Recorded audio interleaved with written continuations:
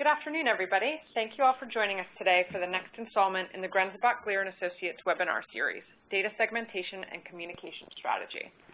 Today's webinar is co-presented by Brad Manuel, Analytics Consultant, William O'Leary, Senior Vice President for Strategic Communications, and Jeff Bradley, Vice President for Advancement Communications. Brad Manuel joined GG&A in 2011 and has over 15 years of experience in development, wealth screening, and analytics. Prior to joining GG&A, Brad worked with WealthEngine.com, Hartsook Companies, and the Illinois Institute of Technology, where he served as Associate Director for Major Plans and Principal Gifts. Bill O'Leary also joined GG&A in 2011. Before then, he held positions in higher education, financial services, and with the federal government. He has worked with Georgetown University, Fannie Mae, Citibank, and the United States Securities and Exchange Commission, as well as the White House. Jeff Bradley joined GG&A in 2010 and specializes in preparing campaign case statements. Prior to that, he has held positions in development communications with National Jewish Health and Harvard University, where he also taught expository writing. Today's session will discuss using analytical tools to develop and refine an advancement communication strategy. We'll start with a discussion of the more common data points and strategies used for segmentation, then touch on some more sophisticated strategies that use both internal and external data sets. Finally, we'll take an in-depth look at a segmentation strategy developed by a leading East Coast university based on their own internal data. Our presenters welcome any questions you have during today's session, and we'll answer those questions in the time remaining at the end of the hour. To send us a question, please use the chat function on the right-hand side of your screen, select all participants from the drop-down menu, and send us your question. Any questions we don't have time to answer today will be addressed in a follow-up email we send next week to all registrants. Tomorrow afternoon, we'll also be sending a recording of the session along with presentation slides, as well as a short survey to gain your feedback. Thanks again, everyone, for joining us today, and now I'll turn it over to Brad to get us started. Heather, thank you. Thank you for the introduction. I know that Bill, Jeff, and I echo your thoughts of thanks to everyone for attending. If we could go to the next set of slides, mine is not. And you've actually already touched on the agenda today, but I'll just go over that pretty quickly. What we hope to do in this first section that I'm going to talk about is give you a general overview of some advice on defining your goals and what sort of segmentation you might use, as well as talking about common segmentation techniques that you're going to have at your fingertips right now without going to outside data sources to purchase information or using predictive modeling. Then, as Heather said, we're going to use a specific case study that Bill's going to talk about, diving into an East Coast university and going from start to finish on what sort of data he had to work with and developing his communication study. Building off of that, we're going to give you advice on what data you should be collecting, what data you can purchase from outside vendors, data you might have already purchased that you're not using. And then the last part, we're going to turn over to Jeff, where he's going to talk about the strategy after you've collected the data and segmented to actually turn some of those people from live bunts or side bunts into every year givers and move your donors through communications into that ideal donor that you're looking for. So if you could advance. The first slide we wanted to talk about when you're setting your communication strategy, and we want to make this webinar more about communication and segmenting as a tool towards driving that communication strategy and setting that communication strategy, is really defining your objective before you start to work with your data. So what are you hoping to do at the end of the day? Not the big picture of helping to help more people get educated or feed, et cetera, but are you hoping for more participation? Are you hoping for higher end annual fund donations, more major gifts? Are you looking for more planned giving? All of these things have different end goals and are going to have different ways that you're going to segment the data. That also is going to lead into the second bullet point, which is, I'm sorry, could you go back?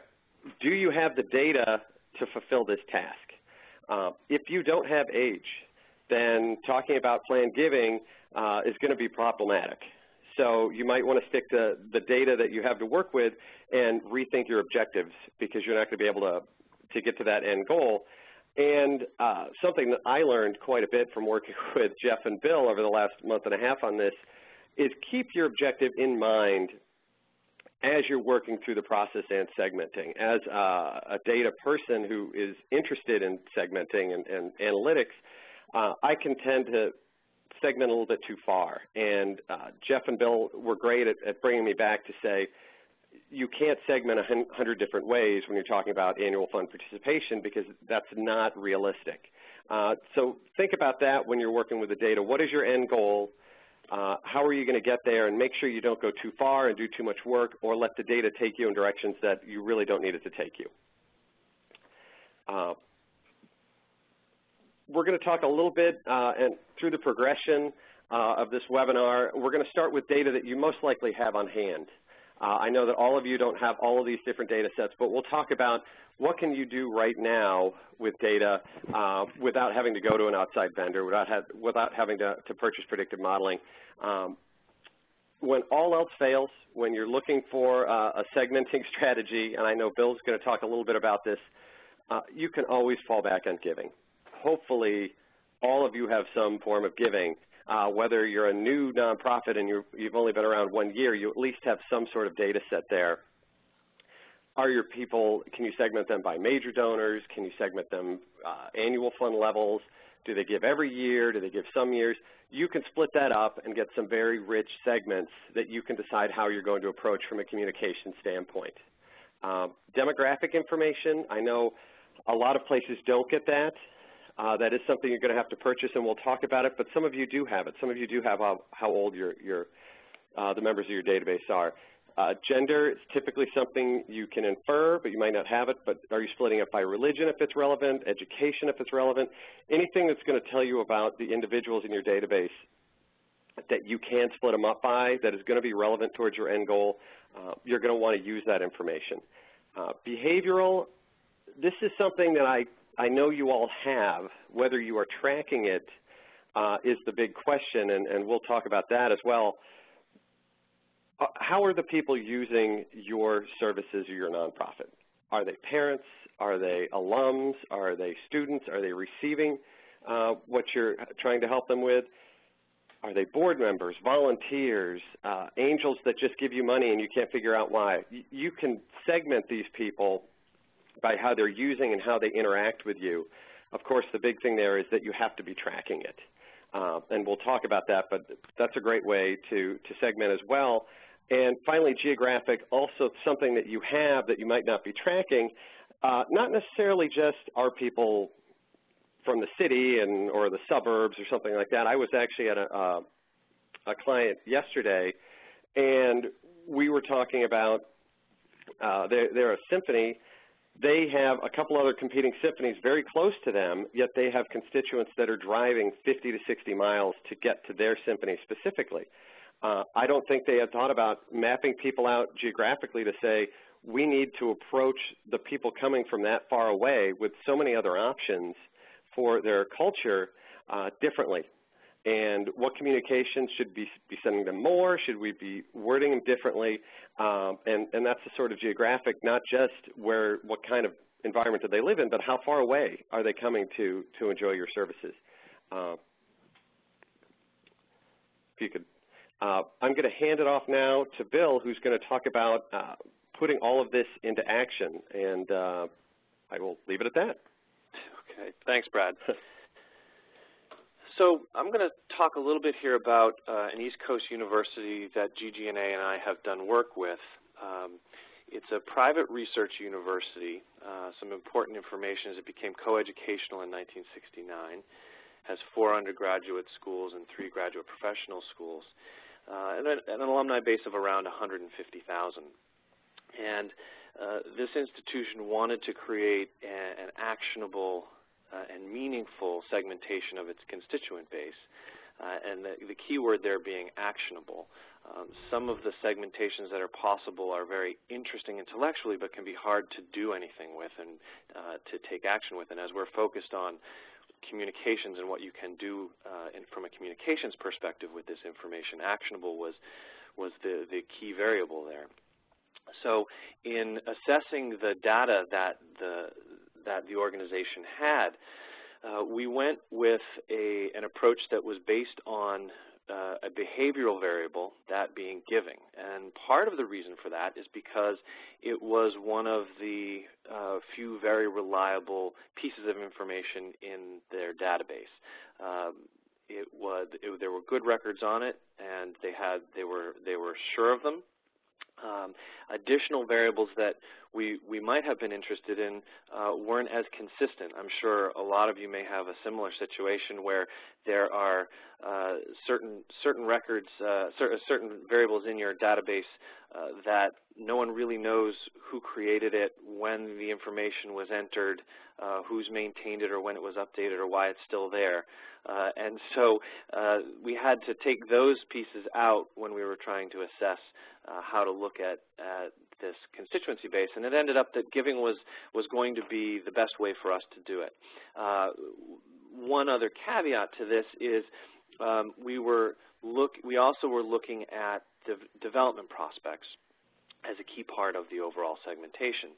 And the prior way that this organization was viewing segmentation was they had a list of development prospects, they had a list of annual givers, they had people who were very involved in alumni relations and were volunteers, and there was some overlap between the alumni volunteers and the annual givers, and then they had everybody else. So we sought to refine this a little bit, understanding that the development prospects, for the most part, were not defined by behavior. They were actually identified by research or by one of the development officers or somebody else, and so it wasn't necessarily behavior that put them in this segment, but we needed to consider them as a key part, given that the focus was on preparing for a campaign. So based on all of that, if you could go back, please. Based on all of that, we came up with these four segments. The high-value prospects, so these are major gift and principal gift prospects, anybody over $100,000 in potential capacity for this institution. What we called the middle market, and these were annual givers. They were loyal. They gave 3 out of the last 5 years, or they had given a $1,000 gift within the last 5 years. There were the occasional givers who had not given consistently, but had given less than 3 times consecutively in the last 5 years. And then there were the never givers. They had never given to the institution. And if you look at the percentages of the total population, it was approximately 5 to 7% were prospects. The middle market made up about 10%. The occasional givers were somewhere between 30 and 35%, and the never givers were almost 50% of the total. And I don't think that this is necessarily uncommon with many of the higher institution clients. And so as you look at the dollar value of these segments, obviously the high value prospects have a much larger potential than the occasional givers or the never givers. Now there's always that gift that someone gets where someone hadn't given to the institution ever before and they leave a huge bequest, or they had been a $50 annual giver and leave a huge bequest. But by and large, we were looking at the dollar value of each of these segments and determining from that what were the goals that we wanted to set for each of these segments. We wanted to, from a communications perspective, understand what the business perspective was for each of these segments. In other words, what did we want to accomplish with occasional givers? And so we built our communication strategies around that, and I'll talk a little bit more about that in a few moments. If we go to the next one, please. We also looked at what people were giving to understand if we could customize our communication and create smaller segments within these larger segments. And so we were keying off of things like reunion and giving to undergraduate colleges, interest in financial aid or athletics, and using the interest in those things to drive specific communications to help achieve the goals that we're trying to reach, whether that be increasing participation or increasing somebody's gift size from year to year. If we go to the next one, please. So when we looked at each of these segments, we said, okay, so this loyal middle market group, what do we want to accomplish with this group? They're among our most loyal. They represent about 10% of our population, and they're giving us about 40% of our annual dollars, all told. What do we want to do with them? We want to get them from 3 to 5 times a year to absolutely 5 times a year, and we also want them to increase their gift size. So we developed communication strategies in order to help achieve those goals. For the never givers, which are down the bottom, many of them, we decided that it wasn't worth the effort to try and make them donors. There were many folks in there who had very loose relationships to the institution that went back 20, 30 years. I think it's safe to say that if someone had graduated from a graduate program 30 years ago and had never given a gift, probably not likely that you're going to get one soon.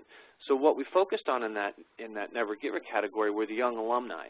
A large percentage, probably 95% of the young alumni who had graduated within the last 5 years were in that never giver category. They just hadn't given yet after their senior gift.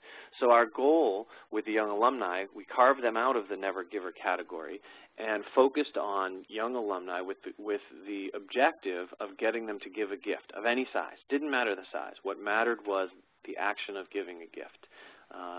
And so the communication program, the alumni, annual giving program developed a special set of messages and communications to young alumni with that objective.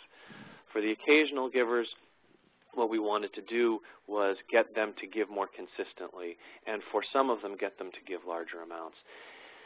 So to accomplish this, part of what we did is we created a loyalty society within the annual giving program, and we communicated to people that they could buy back lost years that they had missed.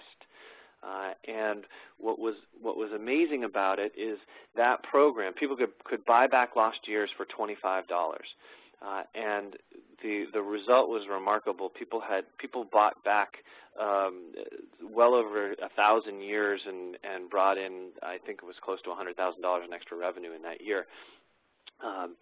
So the occasional giver, what we found was there were a number who just didn't realize they hadn't given. They wanted to, they meant to, but it just wasn't top of mind, and they had missed it, and we gave them the opportunity to make up for it and become loyal, and they did. If we go to the next one, please. One of the other things that we saw in the data was a difference between male and female. So as we looked at each of these segments, we broke down the male and female components of each of the segments to understand, was there a difference? So what was interesting to us is the alumna population was increasing given the change in 1969 to coeducational, and what it meant was that there was a younger generation of women who were alums from this institution. And so what implication did that have for us? Well, it caused the institution to say, how are we engaging women? Do our programs appeal to women? Are our messages appealing to them? We have a good sports program, but does that portion of our population care about that? And how can we attract more alumna to the reunion weekends? So these were a number of questions that came up through analyzing the data of male and female. If we go to the next one. So part of what the institution did is they said, what we have to understand is life stage and family situations, and looked at the programming for reunion and realized that there weren't programs scheduled for families, and so if you stepped back and looked at it through the lens of a young mother, the programming could be kind of unfriendly.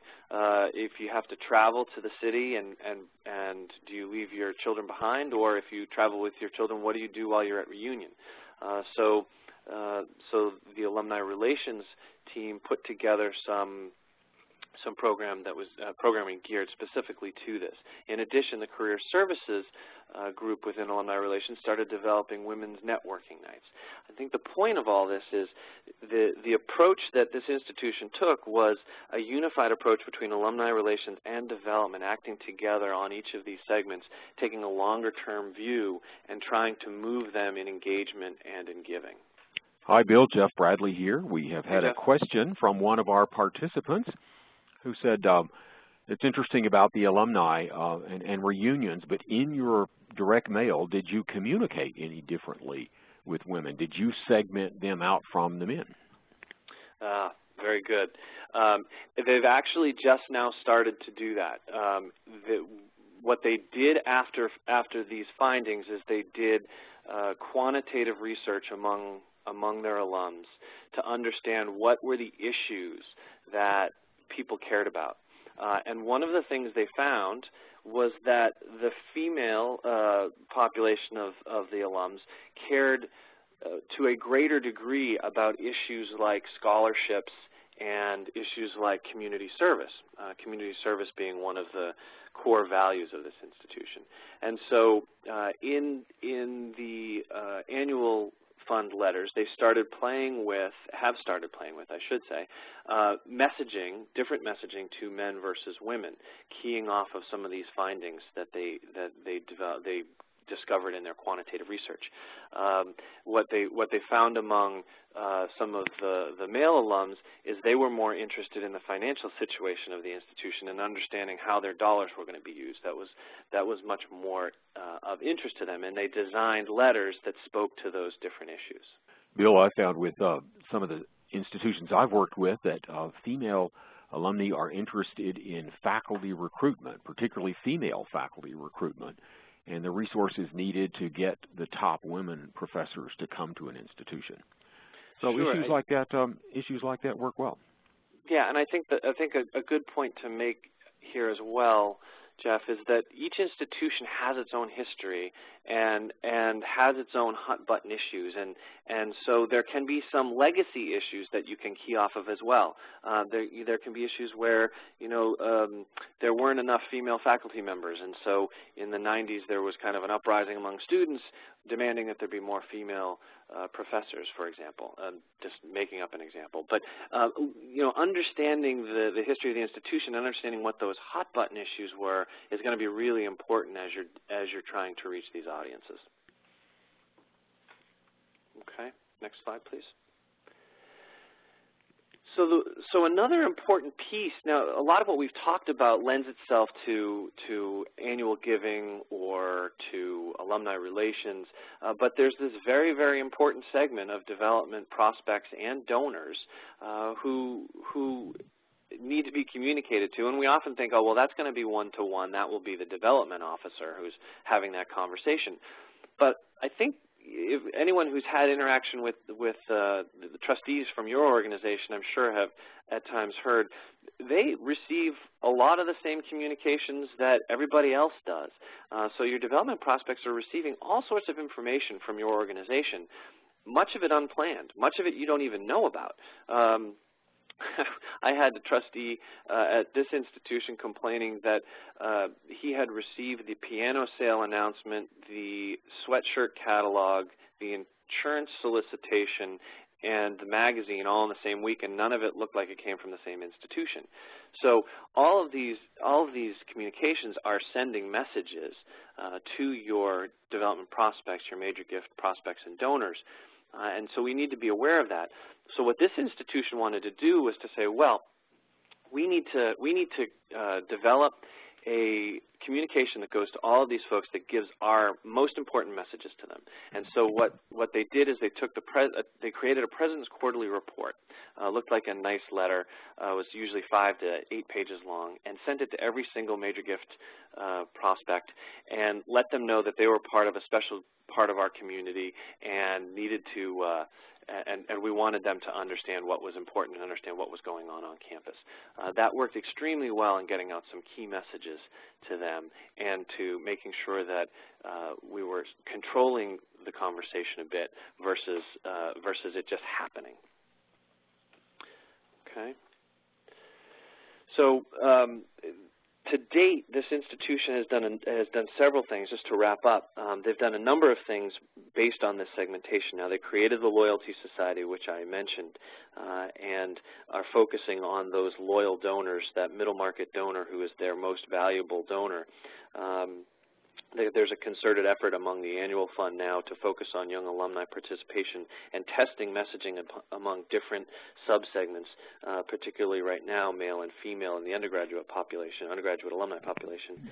And I think the last thing that I'll mention that was interesting is the development team took the information about loyal donors and they prioritized their major gift portfolios based on the members in their portfolios who were loyal donors as well. So their portfolios were made up of people who had given sporadically or never given, and they also had people in their portfolio who had given loyally.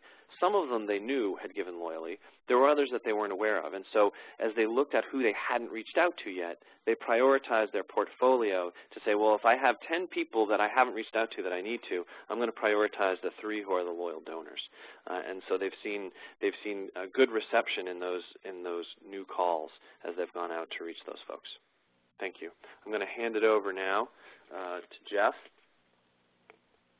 Okay, thank you very much. We're talking about collecting internal data now. Kind of like tomatoes, the best ones are homegrown. The best data that you're going to get is from your institution. It's not something that somebody else can sell you or provide to you. So I want to go through some of the areas of how you can start collecting this. This data won't help you right away, but your successors 10 years from now, 20 years from now will praise your name for collecting this. Next slide, please. We're going to talk in the different types of groups who are represented here. Let's go to higher education first. Next slide. We often rely on Greek organizations, fraternities, and sororities because they're around. They keep good records, and we can reach them. But they're just, on most campuses, a small percentage of the alumni. I went to the University of Tennessee back in the day. I lived in a Reese Hall, which held 500 guys. I still have great fondness for all the activities that went on there, and there was a dorm right beside us that held 1,000 men and women. People have affiliations with those dorms. And if a university can collect that information, I don't know if the University of Tennessee can go back and get it in the ancient days when I was there, but that is wonderful because you've got people, you cut across a whole swath of individuals who once they get out of there will go in different directions, but they have a very bonding experience, particularly that freshman year. You can get those first-year students. That's a wonderful way of connecting people. Student businesses, some we haven't listed here, student government, their program committees in your student union, the people who brought the lectures, the movies, the whatever, who planned the activities. Those are great experiences for those individuals. And if you can get those names from your student life or dean of students people and start collecting that now, that will help you. Almost all universities have survey courses or large courses that a lot of people take, often in their freshman and sophomore years. At my time at the University of Tennessee, there was an economics course where this guy lectured on television to hundreds of people, and some of them were in a big hall, but the rest of them were in satellite locations around the campus. His name was Tony Spiva. At Harvard, where I taught for a while, there was a fellow still there, Professor Michael Sandel, who teaches moral reasoning, a course that almost everybody takes. Very popular individuals, and if they're still around, and both of these are, you could have someone like that write a letter, and that will get open. This is hard to set up, admittedly, but it will really pay off down the line. Next slide, please. If you're at a healthcare institution, you have a tougher row to hoe because of the privacy laws, HIPAA. But you still can still find a little bit about your data. If you've held events, what people have come to those, were they fundraising events, were they educational events? If people have given to something previously, have they designated their gift to something that will give you a clue about what they're interested in? One little tip that I found in as far as finding patients and finding people who are interested in this kind of thing is if your institution has a Facebook page. I used to work with National Jewish Health in Denver, Colorado, and they have a wonderful Facebook page, and patients or parents of patients will often come on that page and say, yes, my son was treated there for asthma, I had a wonderful experience, et cetera, et cetera.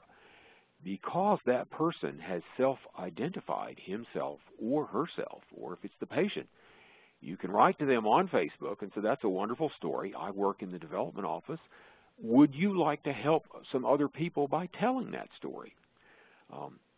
You can get wonderful stories that way, and you have not violated anyone's privacy because they've self-identified. These letters can be used in your these stories can be used in your letters. Sometimes you can have people like that sign the letters, and we even went so far as to make videos. So a little tip there. Let's go to cultural organizations. Next slide. Try to look again at what the behavior is when people come to a gathering. I used to live in the Boston area, and people there talk about going to symphony. They always leave out the. And older people tended to go to matinees. Well, that tells you a little bit about something. It tells you if we were going back to scheduling events such as Bill was talking about, you probably wouldn't want to have a reception for those people at night after a performance because they're not going to be there. What events are they attending? Do they come to special concerts? Do they come to new music? Do they come to rehearsals? If you're at a museum, do they come to the special exhibits? Can you track their movements? Have you got people who come there with kids? When I had little kids, I went to the Boston Museum of Science almost every Sunday afternoon in the winter, and you could just see all these parents with kids there. That would have been a great group to segment out and mail to because they would have different interest from someone else. The cultural places like that, again, if you can track the behavior. If you ever go in a casino, they track people's behavior from slot machine to slot machine. I'm not suggesting something like that, but keeping up with that information and making sure that that gets added to your development work. Let's go to the next slide. Again, once you've got the communications, you can send a letter from a popular professor. If people are interested in some kind of research, if you can talk about the exhibits, they might get a different letter that people who've come to the special exhibits and things like that. I'm hitting the high points here, but if you have questions about what your particular institution can do, get in touch with me or call me. I'd be happy to bat around and talk about these with you. If you have members, see what they're going, see where they're going. Sometimes members have benefits. Are they buying a family package? Are they buying 2 memberships and guest memberships? Then that tells you they're bringing someone. All ways are good ways of indicating what they're doing. But you may not have this data yet. You may start assembling it and start trying to get it, but it's not going to pay off at first. So this is where we come in with the external data, and that's what Brad specializes in. So, Brad, I'll hand it to you and talk about external data. Thank you, Jeff. I know you're going to be back after I'm done to tell people how they're going to move all these people in a little more in-depth. Jeff's absolutely right. What I'm going to talk about next are more or less 3 different levels of external data that you can look at. The first slide is going to be talking about demographic data, which is a very inexpensive, in a lot of forms, option.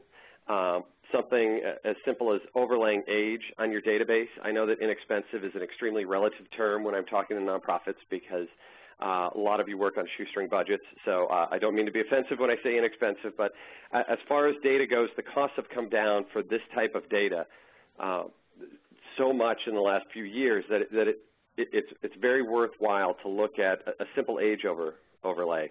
As Bill mentioned in his case study, you always want to make sure that the data that you're looking at purchasing, your money is precious, is actionable. And we'll talk about that as well. So if age isn't going to make a difference for you, then don't worry about any of this information. But going back to the museum or the arts and culture, you can buy presents of children in the home. I was, again, just at a symphony the other day. When you look on their front table, they have a lot of brochures. Probably a third of them are about involving children in performances or getting them involved in music, et cetera. But I know they had not done an overlay to tell whether the 6,000 people in their database were families and had children in the home. If they were to do that, they could start targeting these groups. And again, that data is not very expensive. You're talking 10 cents to get an overlay of lots of information, credit cards and age and married, gender. You actually get what kind of vehicle people drive. And a nice client story that we had 2 universities that have done this with GG&A so far.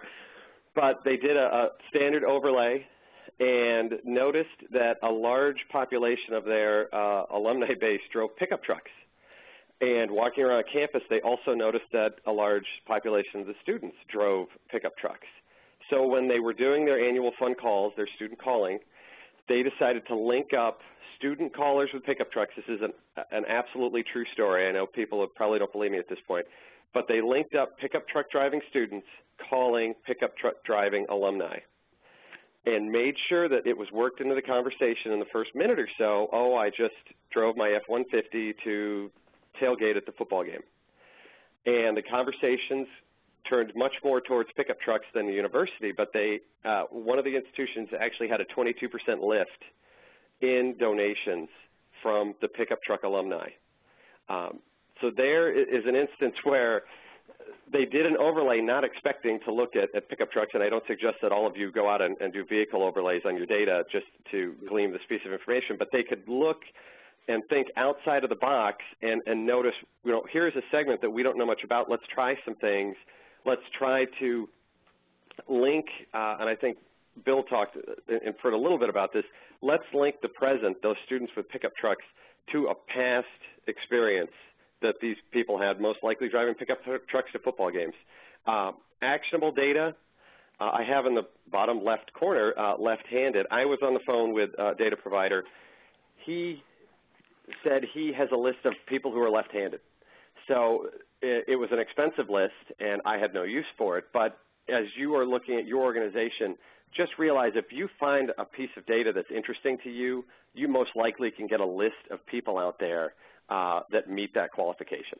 So the data's out there. It might not be inexpensive like age, but if you need a piece of data, it's out there in the real world. If you could slide to the next. What we like to do, and if you're working with a modeling firm, any modeling firm, what we like to talk to people about is imagining your data in different ways. So this is an age overlay. And typically people are going to do an age overlay and just segment based on age and maybe male plan giving to 55 or older, or like Bill talked about, look at young alumni differently. What we've done here is aged the giving categories. So skip the benchmarking for now, but you can see all donors, even at the $1 million level, you expect people to be older. At these lower $1,000 and $500 giving levels, a natural progression would be people would be more towards 55 or so. If you have this data available and you're not doing this, I suggest you age your current giving categories, because you can see, for one thing, if they're not sending planned giving announcements to everybody out there, they're missing an opportunity. The other is when we talk about major gifts, and I know we focused a lot about annual fund, think about a campaign. And you're deciding when you want to do a campaign, and you were to do an age overlay based on giving categories, would you want to delay a campaign 5 or 10 years, knowing that all of the major donors are averaging over 70 years old in this database? You might consider doing a campaign next year as opposed to waiting 5 or 10 years for a 5-year campaign. So the data here can really drive your strategy rather than the other way around. And I suggest when you do get some of these outside data sources, or even your internal, start imagining it different ways and using it to drive your strategies that way. One thing that's pretty common that everyone has more or less adopted is well screening. It's been around for 15 or 20 years now. And obvious major gift implications there. Major gift strategy, that's more or less what you get when you do a wealth screening, a rating of 1 to whatever, $10 million or more. There's a lot of data in there that you can pull out that you're getting that you might not be using on a broader annual fund or communications basis. Bill talked quite a bit and answered a question about female constituents.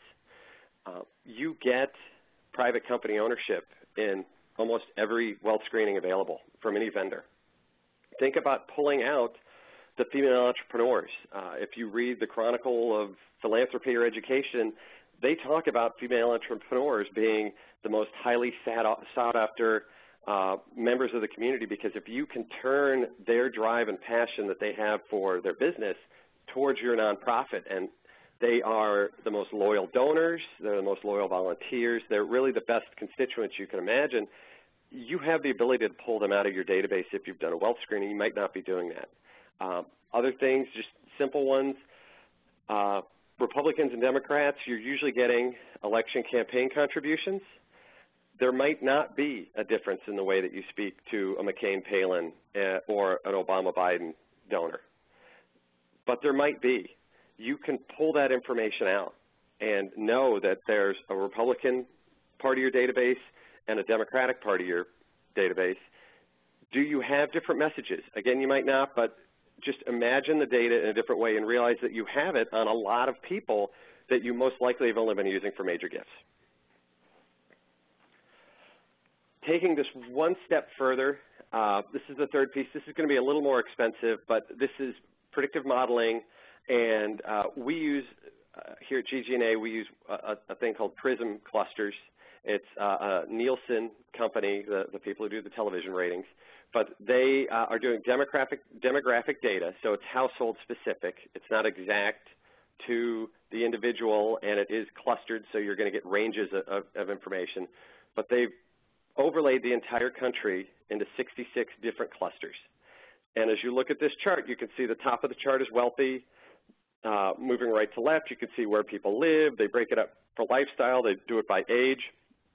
And if you go to the next slide, this is one of the clusters and the type of information you're going to get. So this is the young digerati. They have little catchy names for each group. But look at the detail that you can get. And PRISM is more expensive than a general demographic overlay, but not incredibly expensive. So if you're looking to see what kind of people you have in your database in detailed format like this, look at the bottom left corner. You actually know what their buying habits are. Do they order from Expedia? They read The Economist? They watch the Independent Film Channel?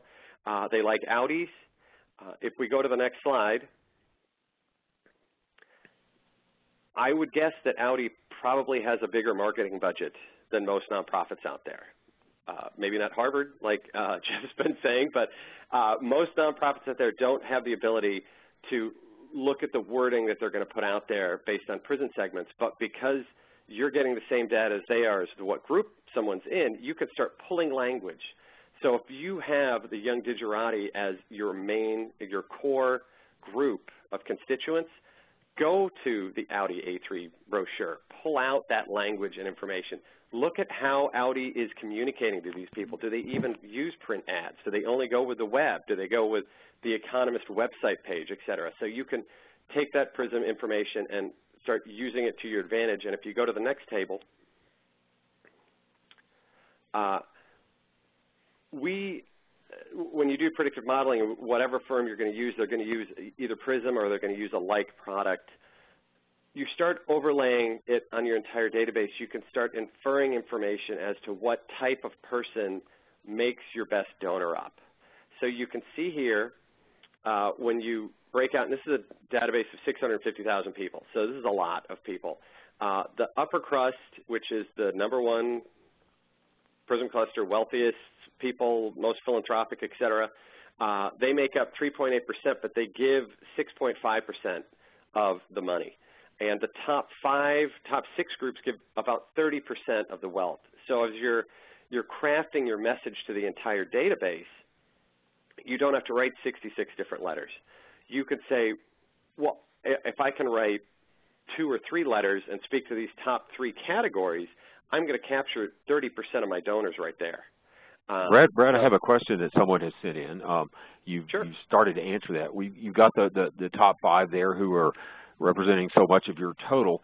You can sort of see that those might be somewhat close together and right. But what about the rest of them? Do they just get the plain letter, or how far do you go with this? Well, it's really going to depend. If you actually let me go to the next slides, I think we can talk about what's going to drive that strategy as well, because I think it is going to depend on who makes up the rest. When I think back of Bill's case study, and he talks about 50% of the database being non-donors, and after he pulls a young alumni out, there might be a situation where, yes, the people that don't have capacity and aren't giving you a lot of money are getting a basic mailing. Would you agree on that being the communications side of that? It would all depend on how the rest of the segments fall out, but there is a point where you say, I'm just going to keep spending money, and people aren't going to give me any money, and they're not in the correct wealth categories to be able to give me money. Mm-hmm. Okay. That makes sense to me. Okay, well, that's a very good question, and these next 2 slides speak to that a little bit more. We have 2 hospitals with very different constituent bases when you do a PRISM overlay. This first hospital, at GGNA, we've actually identified the best groups for philanthropy based on their PRISM segments, and we've made those kind of this orangish, I don't know, the rust color. And then we have a secondary group that's green, and the rest aren't necessarily great for philanthropy, but you do what you can. So you can see the bulk of their constituency is wealthy and in the correct PRISM segments for philanthropy. You might approach this and say everyone should get the same type of letter because most of the people are in these high groups. I mean, 60, 70%. So even if you focus on participation, that's going to fill that giving pyramid to have that constant flow towards major gifts. Maybe you're only focusing on high-end annual fund at this point because you know people have the capacity to give you $1,000 and you don't have to worry about $50 gifts. If you go to the next slide, I think this illustrates the question also of, this is a hospital as well. They don't have any money from top to bottom, really. They are in a tough situation because what I would say is they pull out that upper crust, maybe the blue bloods, and say, let's target those specifically for our major giving. And then the rest of the people, unfortunately, they just don't have as much capacity as some of the larger groups. Maybe we go to a participation only. We have that $50 gift. We knock out the $1,000 giving level to the general public because they don't have the capacity to do that, but we want them involved. And then we pull out those high-end people, similar to what Bill was talking about, make sure that they have very targeted mailings going to them, and they're not just getting all the general $50 gift things because you want them to be driving all of your philanthropy. Next slide. So what we've tried to do so far is talk about ways that you can segment your data, and we had a great case study, and then I've talked about ways that you can buy the data, and Jeff talked about ways to segment internally.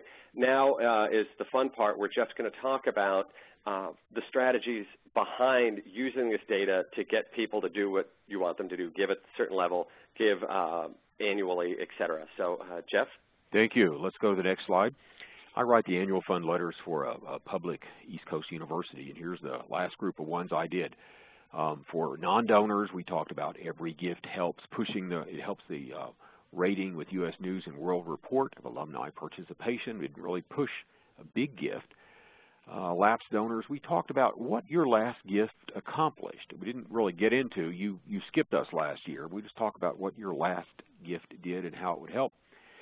And then this university is trying to drive behavior by creating a donors club. You get in if you've contributed 3 years consecutively. So they're pushing that behavior. So we had people who had made one gift. You're on your way to the club.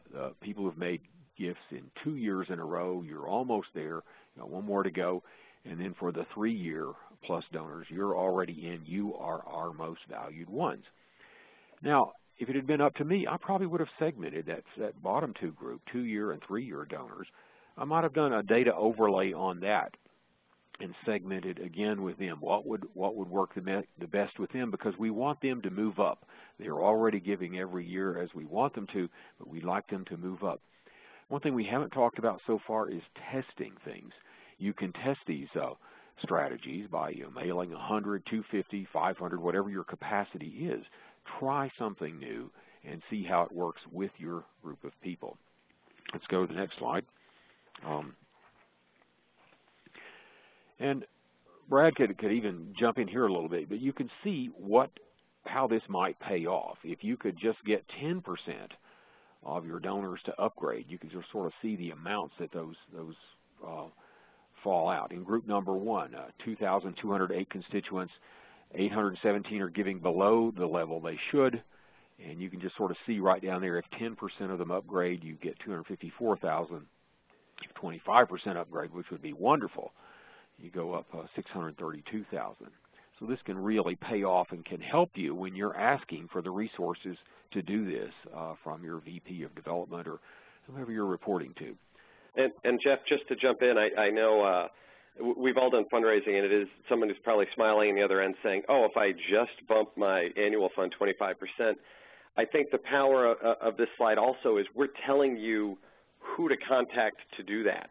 So you could see there are 817 people that are the ones we're asking you to give to. So that could be phone calls. That could be that letter from that professor you're talking about. So it's not that we're just saying upgrade your annual fund 10%. We're saying we're giving you 800 names, and do whatever you can to get them up to that level where they should be giving. And if you can just get 80 of those 800, that's the 250,000 you're going to get. So you asked me to jump in, so I did. Yes, thank you. Let's go to our next slide. What you can use with this new knowledge of donors is more frequent mailings to them. As Brad was saying, mailings with more material. It might be a report, it might be more expensive mailing. These can include newsletters, if it's a research-oriented group that you're aiming, an academic paper written by a faculty or physician. Then there are things called wow factors. I mean, if you find in calling around that your music department has so many CDs of a musical performance or a DVD of a play or something, or a flash drive with a lecture on it or something like that, segment out the people who you think this might play the best with, so to speak, and send it to them. People really love these sort of unexpected gifts. And an interesting one is library access. People in technical fields, engineers, scientists, people might like access to the journals in your library. Find out what that would cost and try that. Let's go to the next slide. What about the ones that aren't giving to you? Wealth screening can identify people who are giving to other organizations like yours but might not be giving to yours. Why are they doing that? Mm-hmm. Let's try to look under medical groups. Research. Are they giving to the American Cancer Society? Are they giving to the MS Society? Can you tell if they're trying to, if research is motivating them? Well, even local hospitals often have some component of research in there. Either a study is going on, a pharmaceutical study or something. You can talk about that research, and that would slant the messaging there. If they're giving to St. Jude's in Memphis, they're obviously interested in pediatrics, so that tells you kind of where to go there. Let's go with the next slide. We want to give you the takeaways, and one more slide, please. We've moved through this pretty quickly, and feel free, Bill and Brad, to jump in here, but external data is relatively inexpensive, and it's integral to understanding the people in your database. The best data is going to be what you collect yourself, so you should start doing that right away as much as you can, and then use these external ones to supplement it. The communications plan that needs to dovetail with your strategy, whether it's trying to drive behavior, whether it's trying to drive giving every year, moving up, trying to figure out what they want. But tailor the messaging. Don't send out one size does not fit all. Try to work with segments. And again, this can kind of seem overwhelming at first. 66 breakdowns on Prism. How are we going to do that? But you don't have to do it all. What's that saying? Perfect is the enemy of good. Start small. Start segmenting a little bit. Test some of these things. See how they work. Bill and Brad, what would you say on this? This is Bill. I would just say the more data you have and the ability to combine it, the smarter you'll be and the more options you'll have. Using PRISM in and of itself may be somewhat effective, but not completely. Taking PRISM and overlaying it on what you already know about certain donors that are coming up in each of these segments may give you more insight about what's important to those segments as you start to try and develop a communication strategy around it. Okay. We just had a question come in here. Do we have a couple of minutes more, Heather? Yes, I believe we have time to cover, we can address probably one or two questions. Okay, we got a question here. It says, we are a small university and we first segment by affiliation, always by school, often by class or program, then by basic giving history. As it is, we end up with very small segments, so I'm wondering how to implement some of your great ideas. Bill or Brad, how would you address this one? Well, I would say the fallback position for a lot of folks in the university space is to go to affiliation.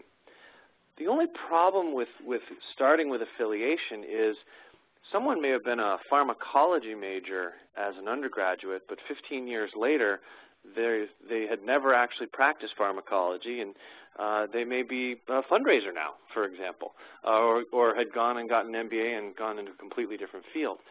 So I think we need to rethink some of our assumptions as we look at how we're going to communicate.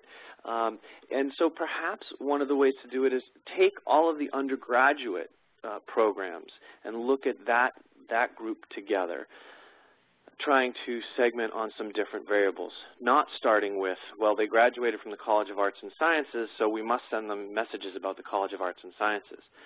There could be other variables, other information that you learn that helps you to understand what people care about. One of the things that a number of clients are working on is understanding affinity. How can we understand what people actually care about?